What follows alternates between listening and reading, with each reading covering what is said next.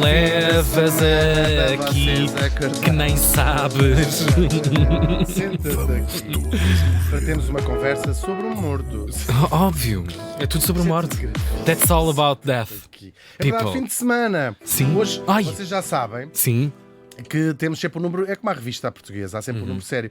E esta semana é um número bem sério que vamos falar, porque é um tema que nós todos sabemos, mas nunca é demais Lembrar. falarmos deste tema. Sim, neste dia estávamos em 1965 e morri em Nova Iorque. ui, um bom sítio, eu gosto. É verdade. Comprava isso na boa. Morar o apartamento dele deve ser bem fixe. E morreu aos 70 anos, novo. No Fuxido. No Fuxido. Muito. O humanitário americano Morris Pate. Vamos saber quem foi Morris Pate. Bora. Morris nasceu em 1894 no Nebraska. E No por acaso, Nebraska. temos de ser injustos. O Nebraska é fixe, hein? Está a ser fixe. Uma grande movimentação de pessoas para o Nebraska. Depois vê no Novas Ohio. oportunidades de trabalho e não sei o quê, sim, sim. Na apanha de quê? Não sei, Do na apanha do Alcatrão. Que é o que fazem. Com os dentes quando caem de moto. Também ninguém escolhe o sítio onde nasce. Pois. Se as pessoas pudessem escolher o sítio onde nasce, nós não tínhamos ouvintes Claro, em Portugal. em Estou a brincar. Bem, vamos lá a sério. O nosso Maurice cresceu em Denver, no Colorado, já é no Colorado.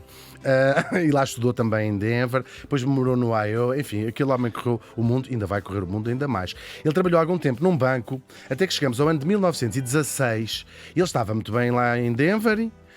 Abre o jornal, vê um anúncio de uma senhora que dava massagens, estou a brincar, lê no jornal sobre as terríveis condições que se vivia na Bélgica. Lembro, 1916, a Europa estava a arder no coração da Primeira Guerra Mundial. Pois é. E havia-se, é muito, muito, muito impressionante. Quando estava a ler um pouco da biografia, vi cartazes que sensibilizavam muito os americanos, claro, que não estavam na guerra ainda. E dizia, estão 11 milhões, assim uma coisa qualquer, 11 milhões de pessoas a passar fome na Bélgica.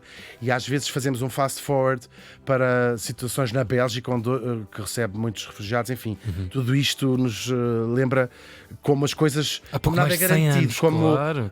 como aquele ditado em inglês que é "There but for the grace of God go I", não é? Se não fosse a vontade de Deus, aquela pessoa podia ser eu. Bom, e então ele lê também no jornal uma organização de ajuda humanitária que tinha sido criada pelo futuro presidente Hoover. Ainda não era presidente. Um homem com uma carreira no auxílio humanitário gigante, o Hoover, é verdade. Chamava-se isto a Comissão de Auxílio à Bélgica, que foi muito importante no seu tempo, claro. E ele resolve fazer as malas, o nosso Morris, e vai partir para a Europa com uma espécie de chamamento, assim, é isto que eu tenho de fazer. Ainda falou com o pai disse, bom... Sim, então deixou o emprego no banco. Sentir e lá aquele foi ímpeto ele. Sim, ele humanitário disse, de. que horror Isto não isto, pode- vamos. Até porque ele era um de 9 irmãos. Pode ter ajudado esta ideia. Tinha perdido muitos irmãos, como aquelas coisas, pólios e coisas assim, e lá foi. A Bélgica estava ocupada pela Alemanha e a América não tinha entrado ainda na guerra e, portanto, havia representação diplomática na Bélgica. Portanto, a América não era um inimigo. Sim. Estava ocupado pela Alemanha, mas havia lá uma embaixada e tudo. E, portanto, a América só vai entrar na guerra em 1917, portanto, perto do fim da guerra. E então, toda a ajuda humanitária que se mandava da América, sobretudo alimentos, não é? E remédios e essas coisas, era oficialmente propriedade do embaixador, portanto, era quase correio diplomático. Claro. E os alemães não tocavam. E então, naquele cenário de guerra, muitas cidades belgas estavam transformadas em verdadeiros campos de prisioneiros, portanto, estavam ocupados, estás a ver aquilo, tudo terrível. E ele vai ser responsável pela ajuda a uma dessas, a distribuir as coisas numa dessas cidades. Só que não se vai ficar por aí. Ele trabalhava horas sem fim, tipo 16 horas por dia, correu o país, também não é muito grande, mas correu o país de norte a sul, deste a oeste, para levar comida a uma população que estava absolutamente de rastos. Isto numa altura Uau, em que que entrega, não é? sim, Assim, sim, uma sim. coisa- Vamos ajudar estas pessoas porque estavam passar fome, mesmo passar fome. E como aconteceu na Alemanha, enfim, como aconteceu bem numa guerra, não é? E numa altura que outros líderes políticos, inclusivamente, por exemplo, os ingleses, diziam a fome é boa no sentido para espicaçar a população a revoltar-se contra os alemães, que era o inimigo Claro. dos aliados, no caso dos ingleses. Só que o nosso Morris achava que as pessoas não podem ser usadas desta maneira e, portanto, lá foi. Os meses foram-se passando e aquele inverno, não sei se temos esta ideia, eu acho que temos um bocadinho em relação Ainda à de Primeira 16, Guerra. ainda De de 16, 16, sim. Aquela ideia em relação à Primeira Guerra Mundial. foi dos invernos mais frios em décadas. Isso é um inverno mais frio em 25 anos, não havia um inverno tão frio. Pessoas desalojadas, com fome, claro. doentes. Neve, Sim. choveu como não tinha chovido há décadas também. Enfim, Parece que o grande golpe da natureza, não é? Assim, ao contrário, tipo, terrível. fatal. Por isso é que nós temos até aquela imagem da Primeira Guerra Mundial, para além da destruição, aquele negro, não é? Aquela chuva, as trincheiras, aquela coisa tão sinistra. E ele lá foi, claro, a fome era generalizada na Bélgica.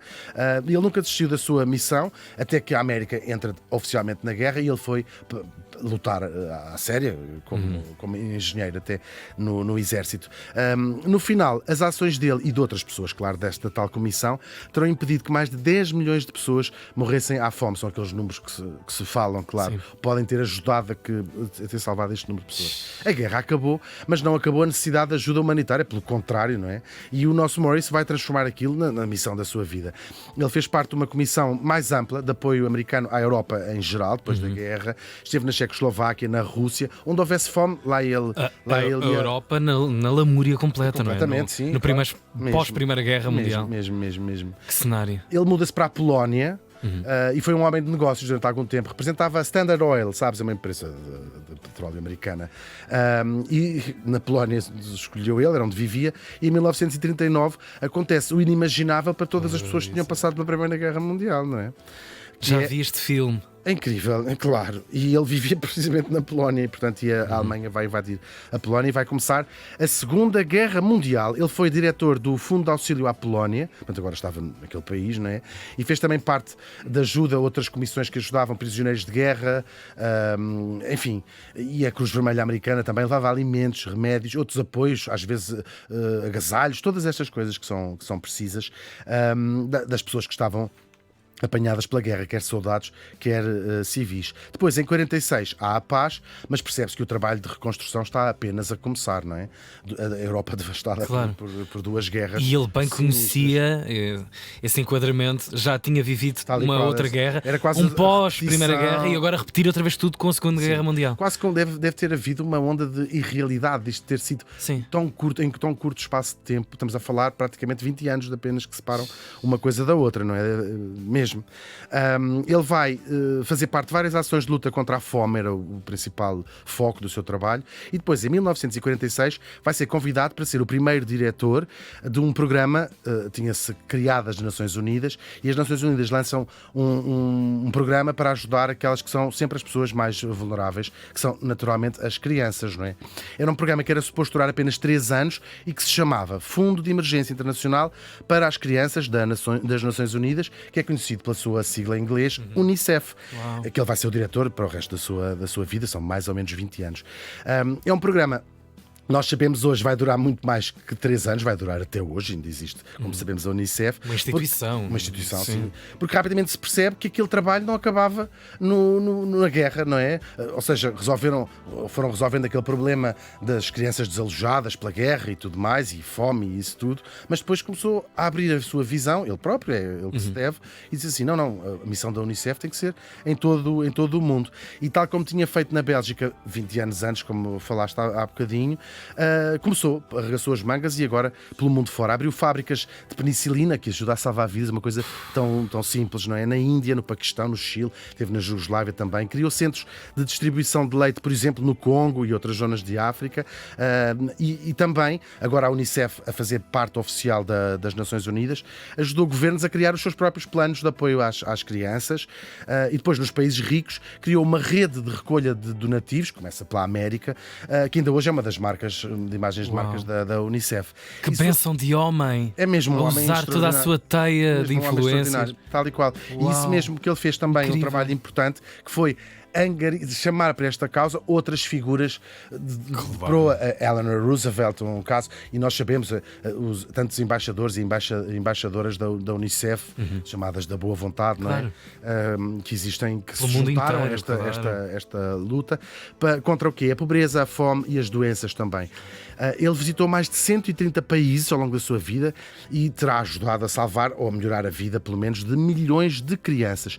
Ele foi indicado para o Prémio Nobel da Paz, mas pediu que o prémio fosse entregue não a ele, mas à a organização que ele dirigiu por quase 20 anos. E assim foi. Em 1965, a Unicef recebeu o Nobel, mas meses depois dele ter morrido. Tinha lá o piano. Mas ele sabia, ele no fundo, claro, no seu coração. Provavelmente não era esse nem a sua finalidade, de coisa nenhuma, assim. Agora, esta palavra paz, do Prémio Nobel, é um conceito que tem escapado à humanidade, não é? Ao longo dos milénios, já sabemos. E como lembra a própria Unicef, qualquer guerra é uma guerra contra as crianças, sabemos todos. Fui ver os números de 2023. Nos últimos 20 anos, portanto, desde 2005, morreram em guerras 120 mil crianças, um pouco por todo o mundo, claro, é uma média de 20 crianças por dia. E quando voltarmos a fazer as contas, no final deste ano, o número vai disparar, como sabemos. Nestes dias em que nós todos estamos a viver, estão a ser mortas milhares de crianças em Gaza. Não tínhamos falado ainda desse assunto. Mais de 100 crianças todos os dias. Isto junta-se a outros milhões que noutros lugares, noutros pontos do mundo também, ficam sem casa, porque não é só a questão de morrer, não é? Ficam sem casa, ficam sem os pais, são usadas como soldados, são exploradas sexualmente e depois, para além da guerra, as projeções estimam que em 2030, que falta muito pouco tempo, não é? 167 milhões de crianças vivam em pobreza extrema, 69 milhões morram antes dos 5 anos e que 60 milhões nunca cheguem a frequentar a escola. E o mais triste é que nada disto é uma novidade para ninguém, nem para ti, nem para mim, nem para quem nos está a ouvir, é verdade. Só que a vida do nosso morto também nos mostra que o sentimento de impotência que às vezes temos pode ser sempre transformado em fazer qualquer coisa em ação. E organizações como a Unicef e muitas outras continuam a fazer a diferença e a salvar vidas, porque é a nossa obrigação coletiva proteger os mais frágeis. E porque sabemos todos que o presente das crianças é inevitavelmente o futuro da humanidade. O Maurice Pate morreu faz hoje 59 anos.